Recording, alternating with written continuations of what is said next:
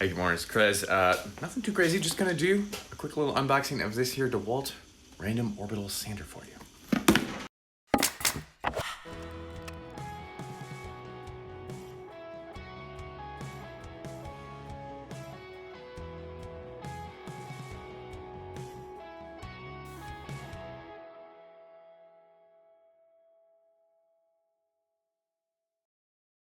This here is the model DWE. What is that?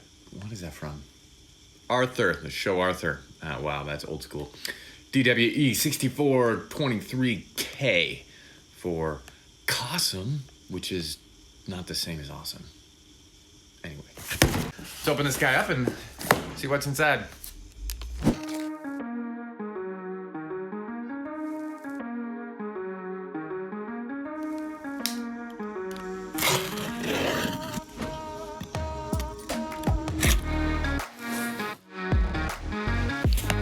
The instructions.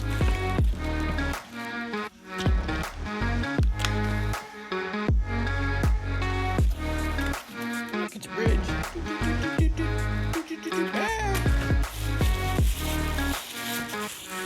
Put that in our Trex decking fund.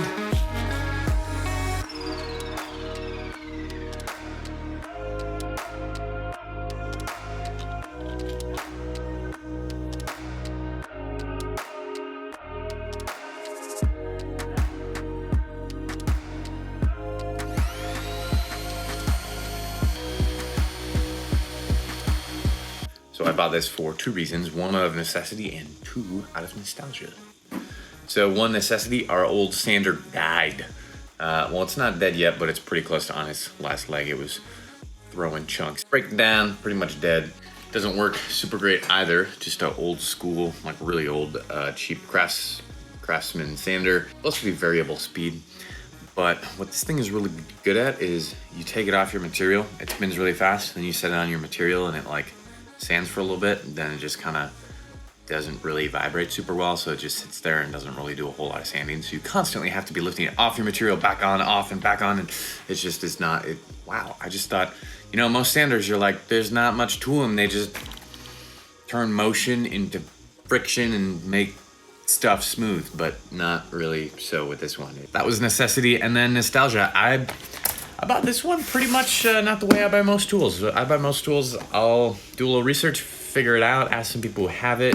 For me, this was the sander my dad had growing up, or at least its predecessor. His was not the variable speed, his was just single speed, but man, I remember hours as a kid sitting out in the garage sanding a ton of board feet of just pine car siding that we hung at our cabin and at our house and all over the place, and building cabinets and bunk beds and furniture and stuff. And so yeah, that sanding was my job because it was hard to screw up. And that's the main reason I bought it. I saw it, I was like, oh man, this just brings back so many memories. So not the way I usually buy tools, but that's kind of that's a factor, if I'm honest, right? It's part of my bias was, this was just like the one I used all the time growing up. So right off the bat, a few things that I noticed that are different about this one versus the one that I just spent hours with. One thing is that the same is that the dust collector has a spring in it, which is something, that's a feature I like, right? Rather than having like a soft dust bag, it actually keeps it fairly rigid. I noticed it's also got a little rubber seal around it too on the bottom here. So this is part of DeWalt's what they call Perform and Protect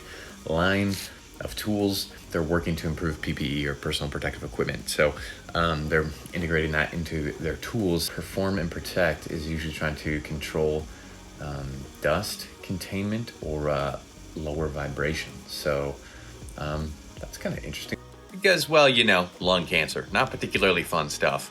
Handle's shaped a little bit differently, so maybe that will be more comfortable. They've got this little rubber thing over the switch, which I like. I remember our old one having that, and that seemed to last forever. We never really wore that out. And yeah, so, I mean, we'll see. The other thing I also noticed is around the disc here, we have this little rubber. That was not something our old one had either. I'm guessing that's to pick up dust better.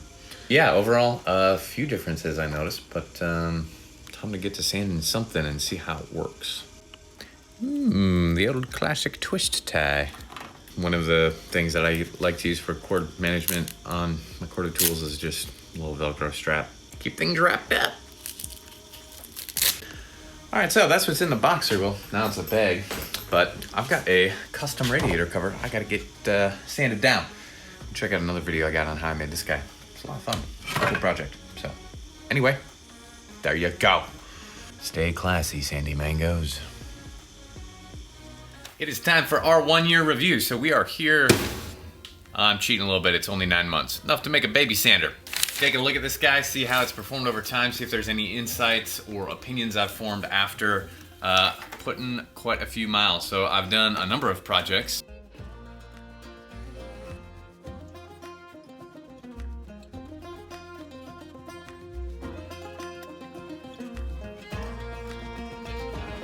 To name a few using this sander, and so far, here's what I like, here's what I don't. One of the things I've noticed that I really like that I think sets this guy apart is you can go for a lot longer without feeling the like wrist fatigue that comes from vibrations. You know, like if you've been running a piece of equipment for a long time that vibrates a lot, and then you can kind of feel like your wrist almost throbbing or pulsating after a while. So in situations like that, it always helps to wear padded gloves and that type of thing. But I've noticed that this one, it takes a lot longer. I can use it a lot longer before I start to feel any even like mild hint of that sensation.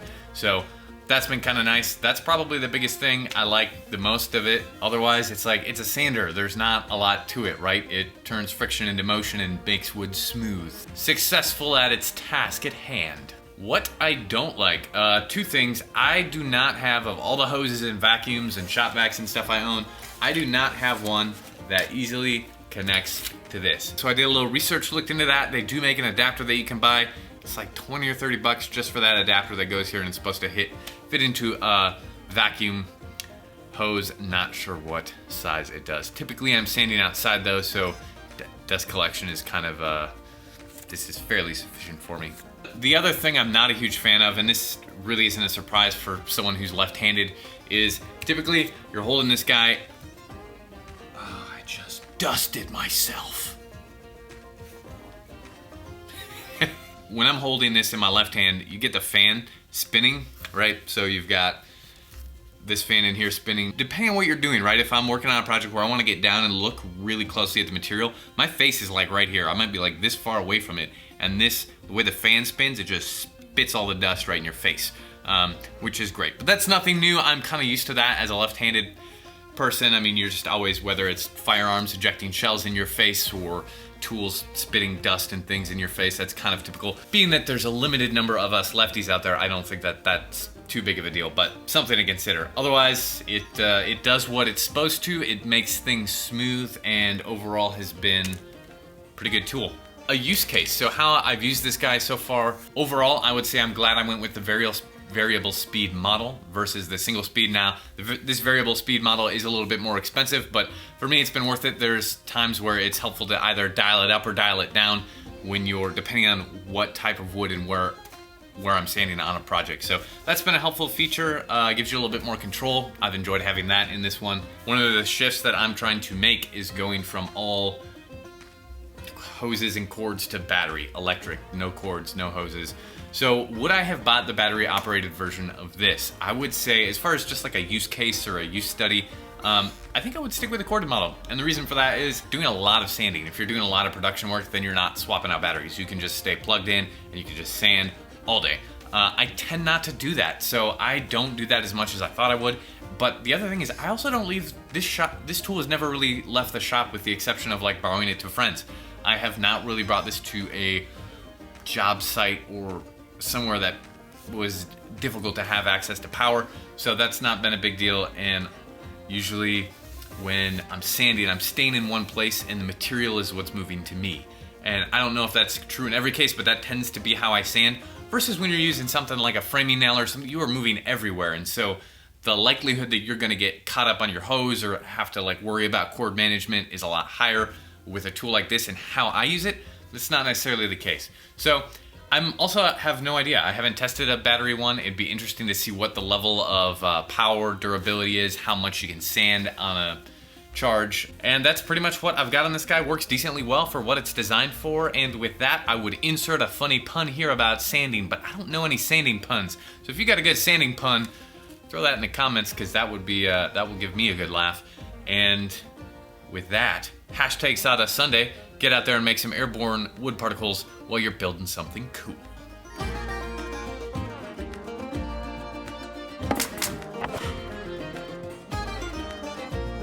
This here, DeWalt Random Orbital Sander. Orbital.